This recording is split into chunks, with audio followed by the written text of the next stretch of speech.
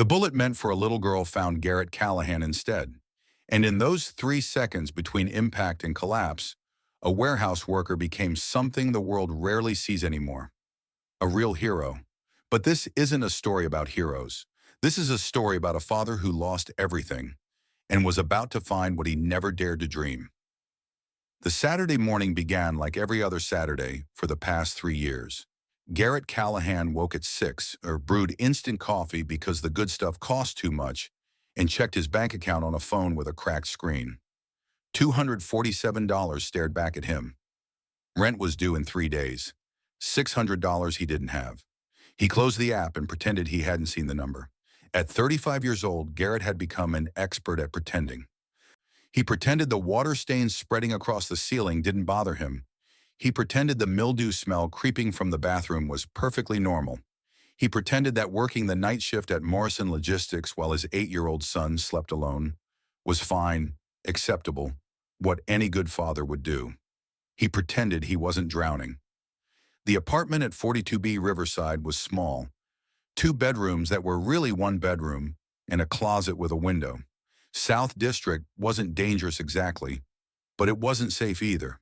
It was the kind of neighborhood where people kept their eyes down and their doors locked, where everyone had problems too heavy to carry anyone else's burden. Garrett pulled on his faded Baltimore Orioles cap, the one Elaine had bought him on their honeymoon, back when they'd had money for honeymoons, and grabbed his keys. The Honda Civic in the parking lot was 17 years old, rusted around the wheel wells, and sounded like an old man with emphysema every time the engine turned over. But it ran, most days. Weston was already awake when Garrett knocked on his bedroom door, bouncing on the bed with the kind of energy that only 8-year-olds possess before 7 in the morning. "Dad, can we get pizza tonight?" The question hit Garrett like it always did. That familiar squeeze of love and guilt that came whenever his son asked for something simple, something normal, something that other kids took for granted. "We'll see, buddy. Money's tight until payday." But Weston's face didn't fall. That was the remarkable thing about his boy. He never complained, never pushed, never made Garrett feel worse than he already felt. He just nodded with that gap-toothed grin that showed exactly where his 2 front teeth were growing and crooked. "I'm always good," Weston declared, grabbing his backpack. "That's my boy." They drove to Mrs. Patterson's house in comfortable silence, Weston chattering about his science project, electromagnets and how they were in everything, cars and computers and doorbells. His teacher had said it was impressive for 3rd grade. Garrett had helped where he could, but mostly he just watched his son work, marveling at the focus and curiosity that reminded him so painfully of Elaine. Elaine, who had been an elementary school teacher. Elaine, who had believed every child could learn if someone just believed in them first. Elaine, who had gotten sick when Weston was 5 and had fought for 18 months before the cancer finally won. 3 years. It had been 3 years since she'd squeezed his hand for the last time, since she'd whispered, "Take care of our boy," and closed her eyes forever. 3 years since Garrett's world had collapsed into medical bills and grief, and the desperate daily scramble to keep his son fed and housed and believing that life was still good. He'd been somebody once. Staff Sergeant Garrett Callahan, Bronze Star, Purple Heart. 3 tours in Afghanistan protecting diplomats and generals, making split-second decisions that meant life or death. He'd been respected, valued, somebody. Now he was a warehouse worker making $14. You could have run like everyone else. Why did you rush in? Because she was alone, and because I couldn't stand idly by. And 50 cents an hour, and he couldn't even afford pizza for his kid. "Be good for Mrs. Patterson," he said as Weston climbed out of the Honda. "I'm always good." Garrett watched until his son disappeared through the front door, waving enthusiastically through the window, that crooked smile still lighting up his face. The tightness in Garrett's chest didn't ease. It never did anymore. He had errands to run, groceries, new shoes for Weston. The kid was growing like a weed, already wearing through his 3rd pair this year. Maybe a small toy if anything remained in the budget, which it wouldn't. The Honda coughed its way toward Grandview Mall.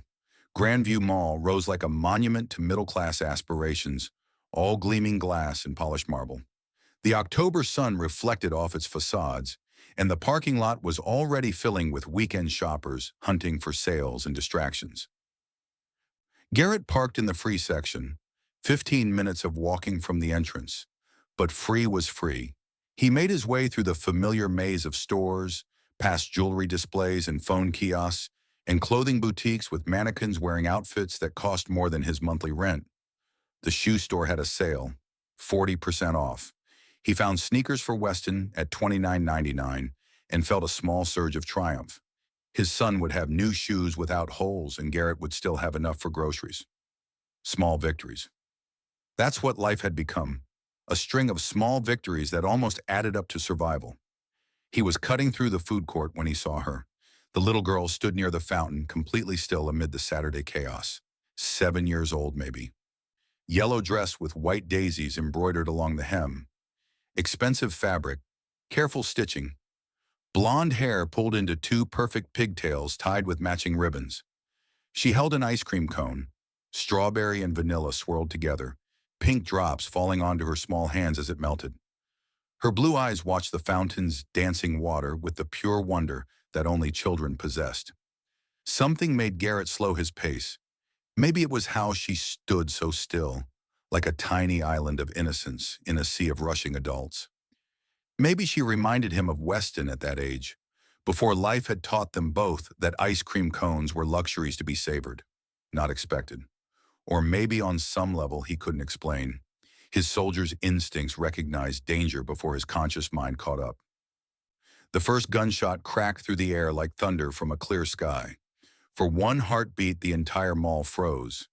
That impossible moment when the human brain struggles to reconcile violence with the mundane safety of Saturday shopping. Someone dropped a tray of food. The clatter echoed unnaturally loud in the sudden silence. Then came the second shot, and hell descended on Grandview Mall. Screams erupted everywhere. The crowd transformed into a panicked mass. Bodies colliding, stumbling, trampling.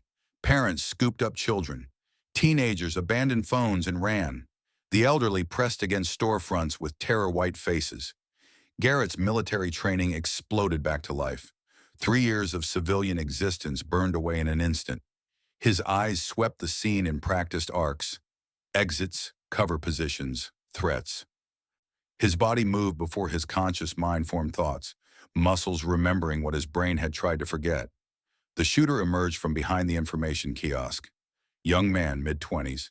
Black hoodie pulled up, modified Glock trembling in unsteady hands. His movements were erratic, jerky, drugs or mental breakdown or both. Amateur, unpredictable. Dangerous precisely because he was unpredictable. But Garrett wasn't watching the shooter anymore. The little girl in yellow stood exactly where she'd been, ice cream still in hand. The panicked crowd had parted around her like water around stone, leaving her completely exposed in the middle of the food court. Alone. Her blue eyes were wide with confusion. Not fear, not yet.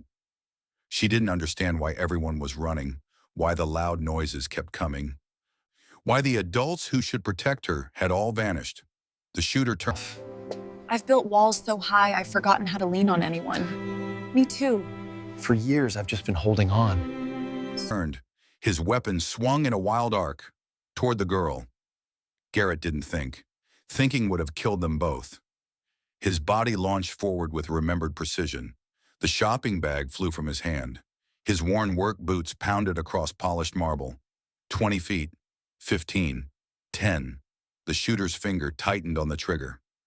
Garrett dove. His body slammed into the little girl as the gun fired. The bullet meant for a 7-year-old's heart tore through Garrett's left bicep instead. The impact spun him, sent white-hot agony screaming through every nerve, but his arms had already wrapped around her. They crashed to the floor together. Garrett twisted mid-fall, taking the impact on his shoulder, cradling her small body against his chest. The ice cream cone exploded against marble. Strawberry and vanilla spread across the floor like a grotesque parody of blood. But it wasn't her blood. That was all that mattered. "Stay down," Garrett whispered into her ear, though she hadn't made a sound. Shock. He recognized it from combat zones, that eerie silence before screams or shutdown. "I've got you, sweetheart. Stay really still. Like we're playing statue. More gunshots echoed through the mall, but farther away now. The shooter was moving deeper into the crowd. Garrett pressed the girl beneath him, making his body a shield. His arms screamed with every heartbeat, blood soaking through his flannel shirt. But he'd survived worse. "What's your name?" he asked softly, keeping her focused, keeping himself conscious. "Harper." Barely a whisper. "That's beautiful. I'm Garrett. We're going to be okay, Harper." She nodded against his chest. Her tiny fingers clutched his shirt, already wet with his blood. The shooter's footsteps grew louder, coming back. The distinctive click of a magazine ejecting. Reload. Garrett spotted the fire extinguisher mounted on a nearby wall, 10 feet away. His arm was useless, but his leg still worked. He positioned Harper behind an overturned table, pressing her into the safest corner he could find. "Don't move, no matter what you hear. Don't leave me." Her hand grabbed his bloody sleeve. "I'm not leaving, just making sure he can't hurt you." He moved in a combat crouch, injured arm pressed against his side. The fire extinguisher came free with a sharp pull. Heavy, solid. It would have to do. The shooter rounded the corner, gun raised, face streaked with tears and something wild in his eyes. Their gazes locked for one frozen instant. Garrett moved first. The extinguisher connected with the shooter's wrist with a crack that echoed across the food court. The gun flew from nerveless fingers. Garrett followed through, bringing the metal cylinder up into the man's jaw. The shooter crumpled. Garrett kicked the gun away, then dropped to one knee as his vision grayed. Blood loss, more than he'd estimated. Sirens wailed in the distance. Close now. He needed to get back to Harper, make sure she was safe. The world tilted sideways.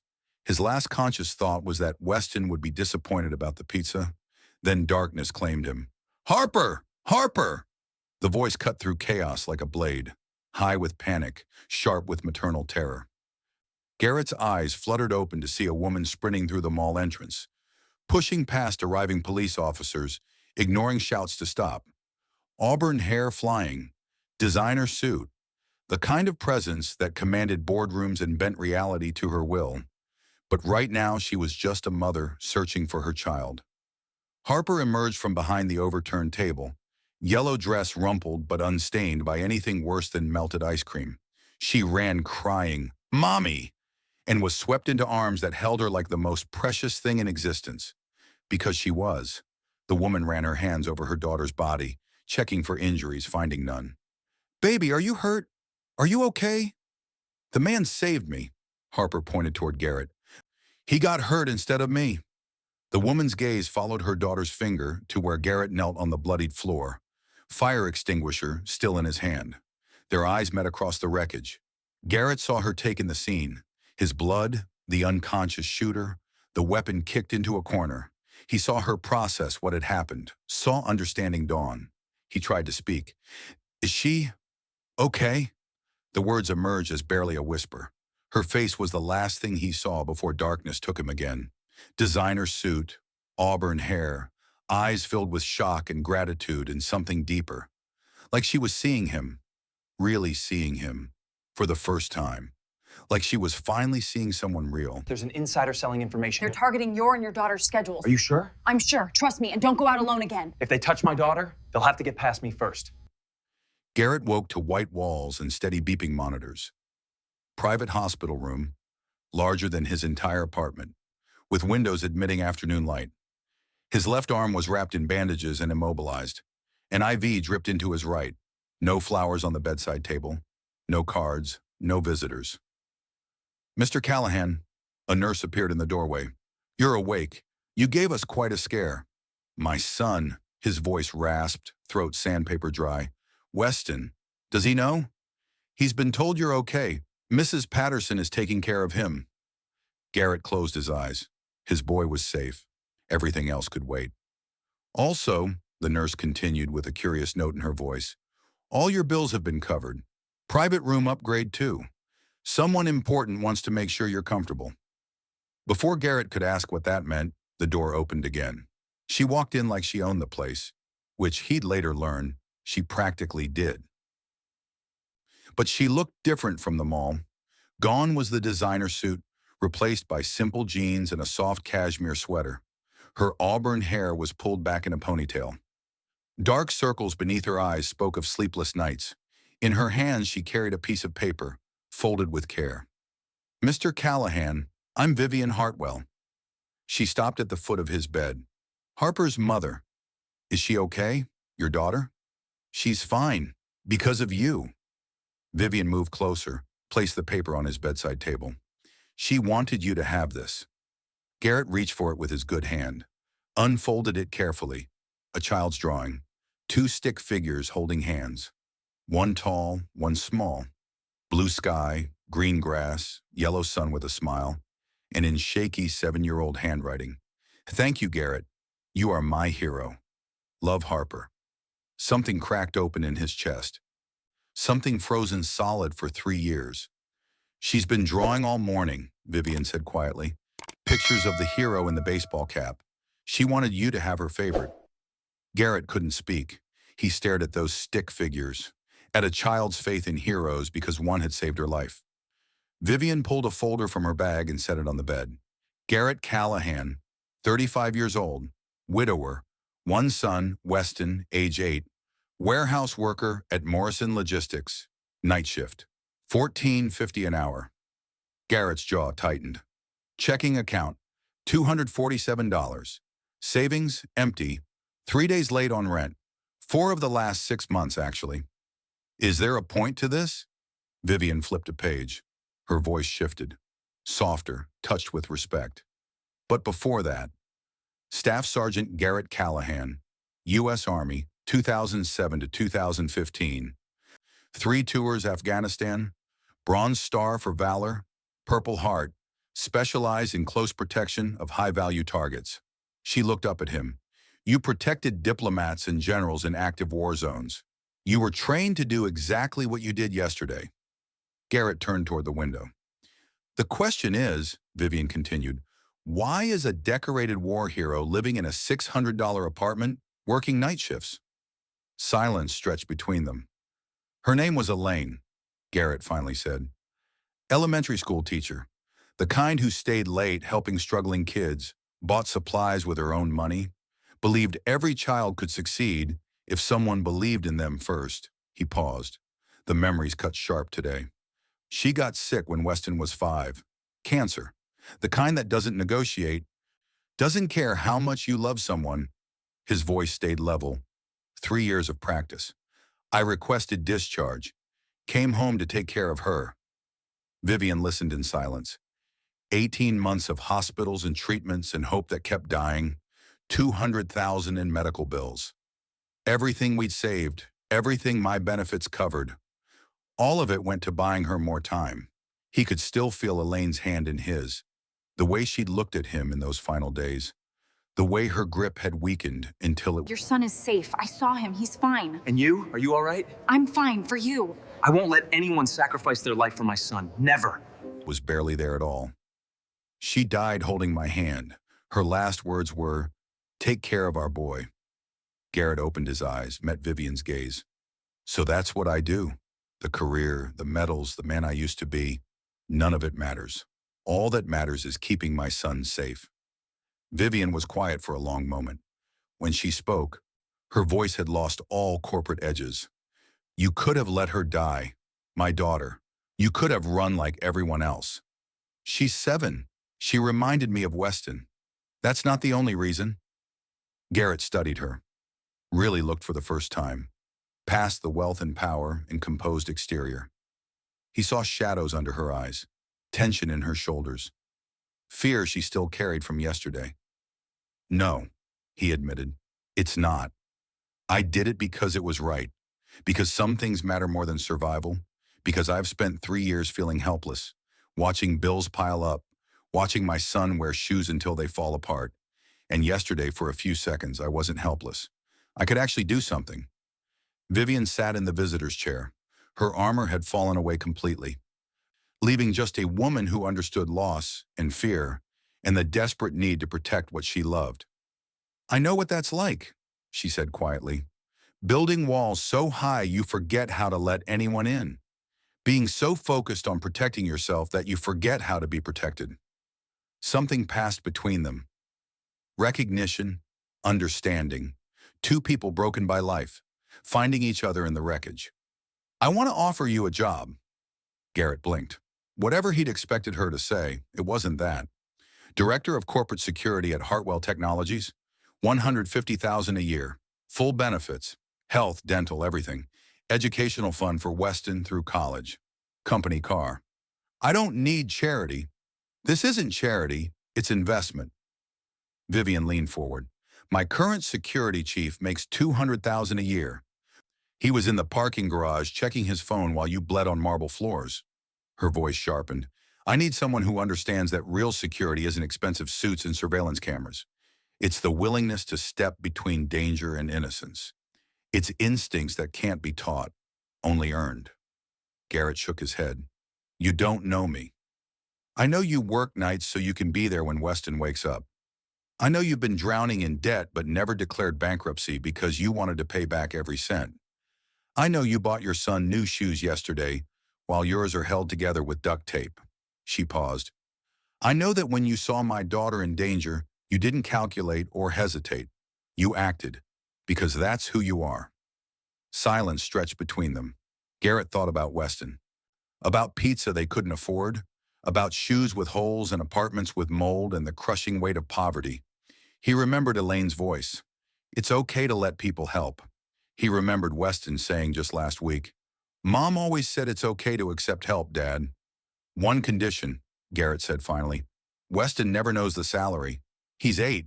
He doesn't need to know his dad suddenly makes more than his teachers. Vivian smiled. Real and warm. Deal. The first Sunday dinner at the Hartwell estate happened 2 weeks after the shooting. Garrett pulled up in the wheezing Honda, and Weston practically vibrated with excitement. Dad, is that a mansion? Do people actually live in mansions? Some people do, buddy. Before Garrett could say more, the front door burst open. Harper came running out in a butterfly print dress, blonde pigtails bouncing. West, come see my butterfly collection. The children disappeared inside, leaving their parents in the driveway. Vivian appeared in the doorway. Casual today, jeans and soft sweater, hair loose. She looked younger without corporate armor, more real. They make it look easy, she said. Kids don't know they're supposed to be different. They watched through windows as their children raced upstairs, laughter echoing through the house. She's talked about him all week, Vivian admitted. I think she's adopted him as a brother. Wes's the same. Did you know your garden has butterflies? I've heard about it 700 times. Dinner was simple. Roast chicken, potatoes, vegetables the kids pushed around their plates. Family food, the kind of meal Garrett hadn't shared with anyone but Weston in 3 years. Midway through, Harper looked up with sudden seriousness. Mr. Garrett? Yes, sweetheart? Is your job keeping bad people away? He glanced at Vivian, then back to the little girl. Something like that. Harper nodded sagely. Good. Mommy pretends she's not scared, but I can tell. Vivian's fork paused. Her eyes met Garrett's across the table. Vulnerability flashing through the crack in her armor. Children always knew. Later, while the kids chased fireflies in the garden, Weston tugged Garrett's sleeve. Dad, can I tell you something? Always, buddy. Weston looked toward where Vivian stood on the patio, watching Harper catch lightning bugs. I like Miss Vivian. She listens when I talk about magnets. Nobody else does. Yeah? Weston grew quiet, then spoke with that devastating simplicity only children possess. I think she needs a family. We could be her family, if you wanted. Garrett pulled his son close, careful of his healing arm. When did you get so smart? Mom always said I got it from her. For the first time in 3 years, Garrett laughed. Really laughed. The discovery happened 2 weeks later. Garrett had been reviewing security logs, files Derek Mercer, Vivian's head of security, had clearly never examined or had examined and ignored. The patterns were subtle at first. Access at odd hours. Files opened without authorization. Camera blind spots positioned too deliberately to be accident. At 2 in the morning, alone in his office, Garrett found it. Cryptocurrency transfers totaling $500,000 over 6 months. Encrypted emails routed through foreign servers. Access logs showing systematic downloads of Vivian's schedule, Harper's school records, the estate's security protocols. Someone inside the company was selling information. Someone trusted completely. Derek Mercer. Garrett called Vivian at 3 a.m. "We need to meet, now." "He's been selling everything," Garrett explained, laptop open on Vivian's desk. "Corporate secrets, client data, but that's not the worst part."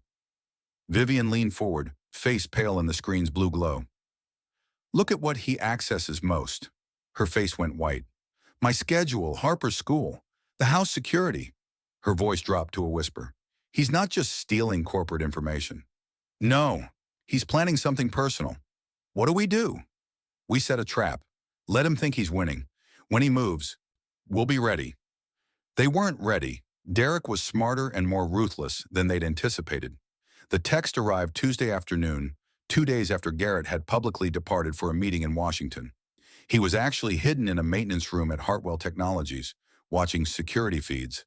But Derek didn't go after Vivian. He went after Weston.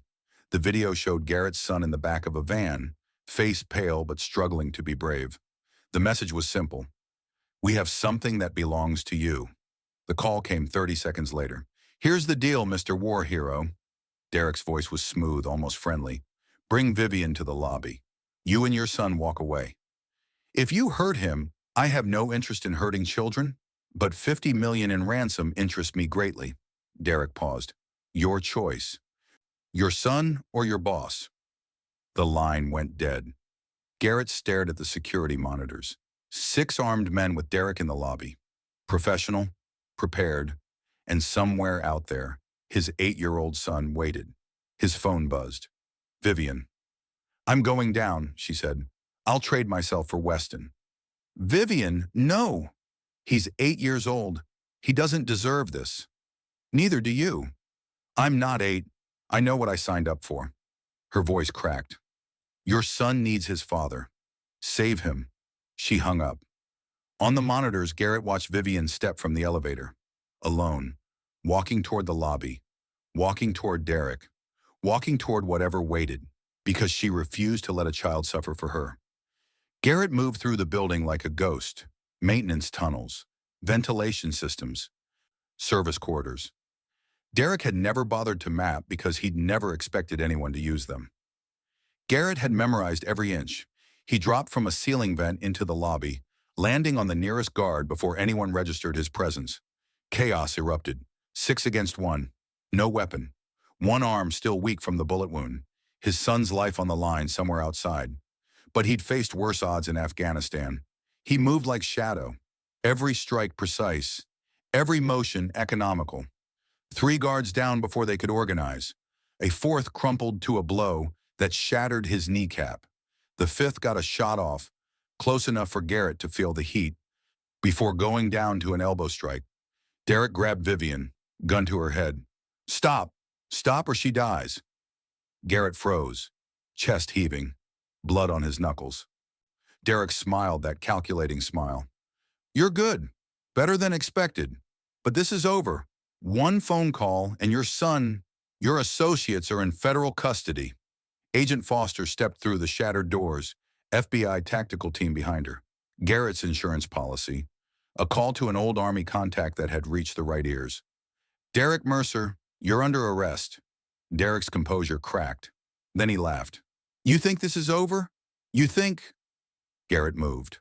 Strike to the knee, dropping him. Strike to the wrist, gun clattering away. Strike to the temple, ending the fight. Derek collapsed. Garrett pulled Vivian close. "West, where is he?" "Outside. Foster's team has him. He's safe." Safe. His son was safe. Garrett's legs gave out. He sat hard on the marble floor, surrounded by unconscious criminals and FBI agents and broken glass. And breathed. Weston hit him like a small hurricane. "Dad, I knew you'd come. I told them. I said you'd come." Garrett held his son so tight it probably hurt, but Weston didn't complain, just buried his face against Garrett's chest. "I'll always come," Garrett whispered. "Always." The bad man said you were just one person against all of them. Weston pulled back, tears streaming, but eyes bright. I told him he was wrong. I said you're not just one man. You're my dad. Over his son's shoulder, Garrett saw Vivian watching, Harper in her arms, clutching her stuffed rabbit. Their eyes met. Something that had built for weeks became impossible to ignore. That night, children asleep on the couch together, Garrett found himself on Vivian's balcony. You came back for me, she said softly, even with Weston in danger. You were going to trade yourself for my son, a child you'd known 2 weeks. He's 8. He doesn't deserve to suffer for my enemies. Neither do you. Stars scattered across the sky like diamonds on velvet. I couldn't let them hurt him, Vivian admitted. He has your eyes, that same stubborn courage.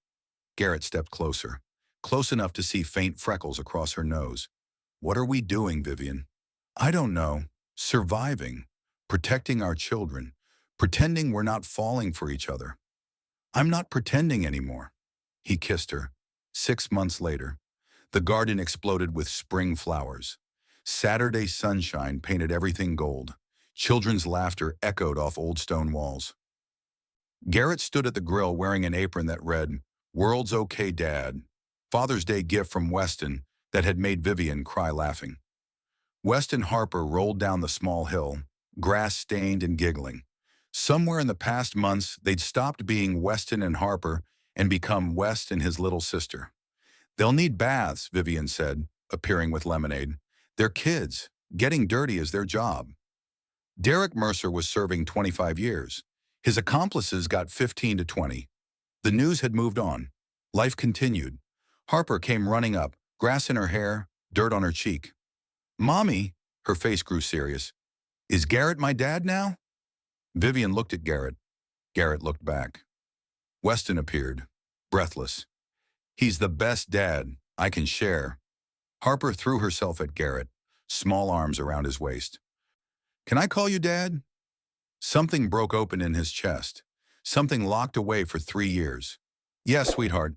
You can call me Dad. Vivian reached for his hand. Any regrets? Garrett looked around. Beautiful house, meaningful work, 2 children playing in the garden, the woman he loved beside him. He thought about the bullet, about Elaine, about darkness and debt and despair, about checking his bank account and wondering how to survive another month. Sometimes, he said slowly, the worst moments lead to the best outcomes. Like when you got shot but met Vivian and Harper, Weston asked. Exactly like that, buddy. He pulled his son close, kept holding Vivian's hand. Harper joined in, wrapping around all 3. Not one regret, Garrett said. Not one. They say family is blood and genetics, but that's only one kind. The deeper kind is made of choices. Moments when you decide to love someone, protect someone, let someone pass the walls around your heart. Sometimes it starts with chance. A Saturday at a mall, a bullet and a girl in yellow. Sometimes it starts with loss, grief, the desperate need to believe life can still be good. And sometimes it starts with courage. A stranger who sees a child in danger and doesn't calculate odds. Who acts because it's right, because someone needs help, because that's who he is. Garrett Callahan lost everything once. Career, wife, purpose, faith that the universe was fair. But standing in that garden, surrounded by laughter and love in the family he never expected, he understood. Sometimes the worst moments lead to the best outcomes. Sometimes darkness is just the path to light. And sometimes a single bullet changes everything. The story leaves a very clear lesson. True courage lies not in titles, but in choices made in moments of life and death. The protagonist was once an honored soldier, but upon returning to civilian life, he was worn down by debt, loss, and the responsibilities of fatherhood. However, it was at the moment of greatest danger that his good nature shone brightest. He didn't calculate gains and losses, only thinking about protecting an innocent child. From this, we understand that sometimes a hero isn't the strongest person, but the one who dares to stand up when everyone else runs away. The second lesson is, don't be ashamed to accept help, because helping at the right time can save a family from collapse. Finally, the story reminds us that family is not just about blood ties, but about choosing to love and protect each other every day. There is always a way out in the darkness, as long as we don't give up.